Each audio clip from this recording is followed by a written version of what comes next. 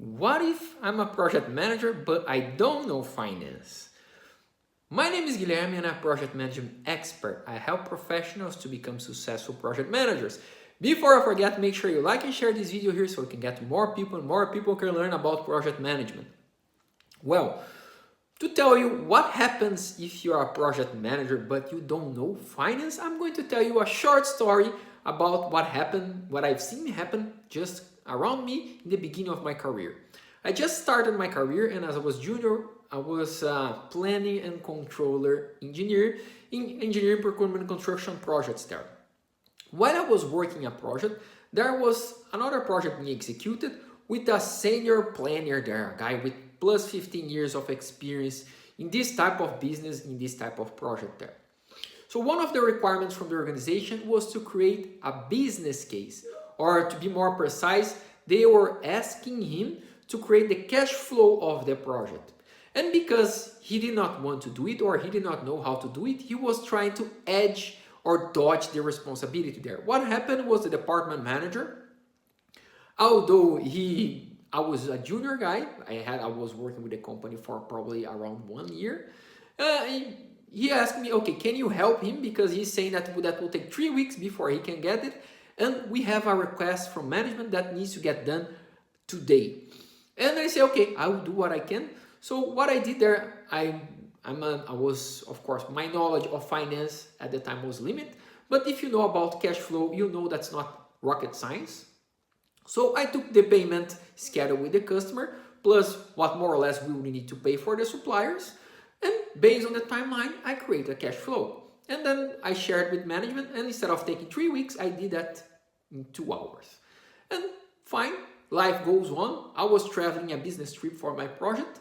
In the next month, when again there was a request from the finance department to update the cash flow for the projects. Very standard stuff. What happened is this senior guy, he was avoiding the responsibility there because he did not want to do that, or he did not understand how to do that. But he kept saying, I'm not going to do it, I'm not going to do it, I'm not going to do it.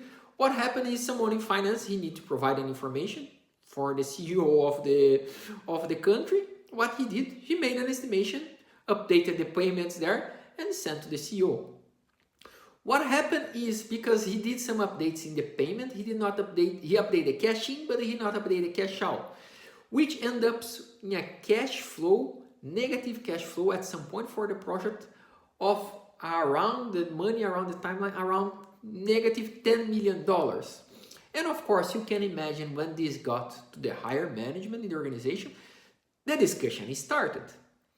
This is an absurd, this is bad management, how you can let a project run with minus $10 million cash flow. The company will need to put a lot of money and blah, blah, blah. There was a discussion.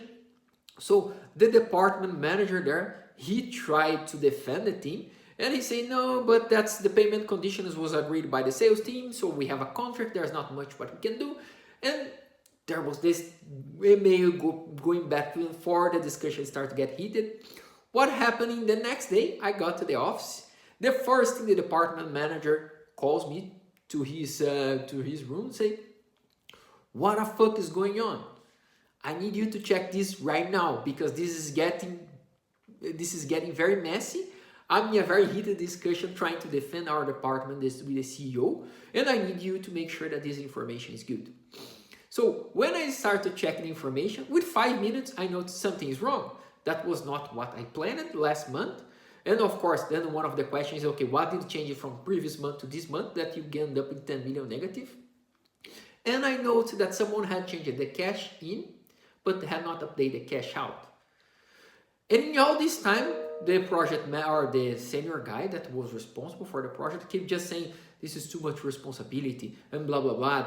I need more time, I need 3 weeks and blah, blah, blah. And the discussion going on. And I get to the manager there and say, hey, something is wrong. The cash out was not updated, only the cash in. So we go directly to the finance guy and say, what happened? He said, well, I talked with him. I told him that I need the information today. If it's not very precise, I need at least an estimation. The CEO was pushing me. So he refused to do any type of work. So I kind of adjusted something myself and sent it. And when the discussion started, this guy also refused to check. Because he said, Guilherme is not here, so there's nothing else that we can do it. I'm not going to do it. But then, of course, the department manager said, this is your project. This is your responsibility. You're the senior guy here. You need to take the lead. And he was refusing to do that. And when I told, hey, this is update the cash flow to the department manager, he checked the numbers. What his first reaction? First of all, he was relieved that we did not have 10 million of negative cash flow there. But he was completely crazy there because you can imagine he was discussing with the country CEO to defend the work of the department team based on a wrong information there. And of course, he was fully mad with the guy. He was happy that I helped. But what happened with this guy? Probably a couple of months later, not just because this episode, but other items also that happened. He was fired from the organization. You can imagine that something very serious, a discussion between the project management head with the CEO, a very heated discussion, and he had shown me some of the emails going back and forth, and he was defending on the wrong position. How he could go back to the CEO and say, by the way, I've been discussing with you, nobody checked the numbers, those numbers are fully wrong, and that's it. And of course, he ended up having a discussion like that to the CEO to apologize and everything else. But of course, the CEO was fully mad also. You can imagine saying, you send me the wrong information, I ask questions, and I keep getting the wrong information. What the fuck is happening there? Why nobody is doing the work? Why nobody is checking the cash flow of the project? This is critical. In this case, the CEO also had to report to the headquarters abroad and so on.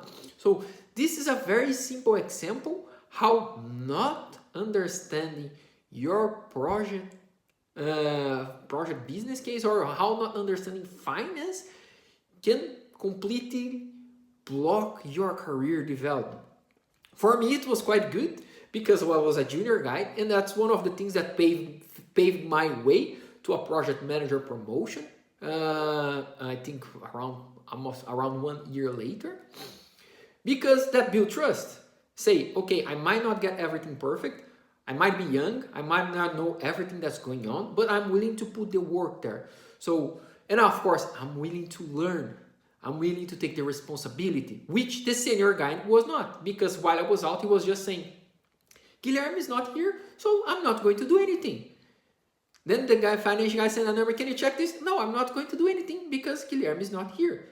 So, who is helping who? Who is the senior? Who is leading the situation here? I was leading the situation, although I was the junior in the situation on the entire scenario there. So this is very important for you to understand. Not understanding the basics on finance can create a huge roadblock for your career. And there's even research from Project Management Institute showing that almost 1 in 2 project managers, they say that they do not have their finance acumen or their finance skill, their finance knowledge there is very low. So that's also an opportunity for you to develop yourself.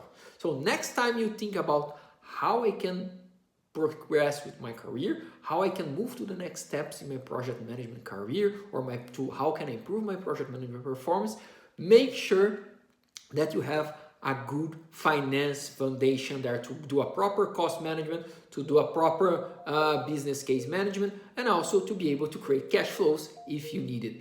Don't forget to follow me for more content and like and share this video here so more people can learn project management. See you around. Bye.